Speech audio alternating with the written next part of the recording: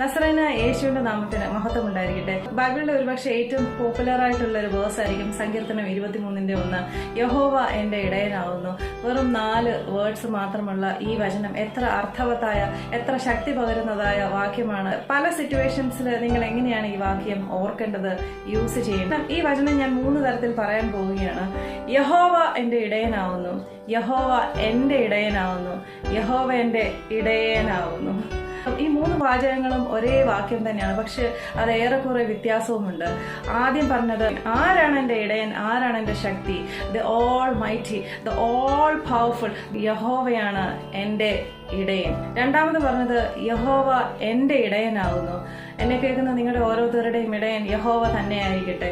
ചിലർ കുതിരകളിലും ചിലർ രഥങ്ങളിലും ആശ്രയിക്കുന്നു, ചിലർ ബാങ്ക് കിടക്കുന്ന പൈസയിൽ, സമ്പാദ്യത്തിൽ, റിലേറ്റീവ്സിൽ, അങ്ങനെയുള്ള പലതരത്തിലുള്ള ബലങ്ങളിൽ പലരും ആശ്രയിച്ച് മൂക്കും കുത്തി താഴെ പോകുമ്പോൾ യഹോവയിൽ ആശ്രയിക്കുന്നവർ ഒരിക്കലും തളരാതെ, ഡിസ്കറേജ്ഡ് ആകാതെ, കഴുകനെ പോലെ കുതിച്ചു വരാനുള്ളവരായതുകൊണ്ട് യഹോവ തന്നെയായിരിക്കട്ടെ എൻ്റെ ബലം, യഹോവ തന്നെയായിരിക്കട്ടെ എൻ്റെ ഇടയൻ, നമ്മുടെ ഓരോരുത്തരുടെയും ഇടയൻ. മൂന്നാമത്തേത് യഹോവ എൻ്റെ ഇടയനാവുന്നു. യഹോവ എൻ്റെ ഇടയനാകുന്നത് കൊണ്ട് അവൻ എന്നെ നയിക്കുന്നു, അവൻ എന്നെ പരിപാലിക്കുന്നു, അവൻ എന്നെ സംരക്ഷിക്കുന്നു. ഈ ലിസ്റ്റ് ഒരിക്കലും അവസാനിക്കാത്ത ലിസ്റ്റാണ്. ഇത് വളരെ അർത്ഥവത്തായ ഒരു വചനമാണ്.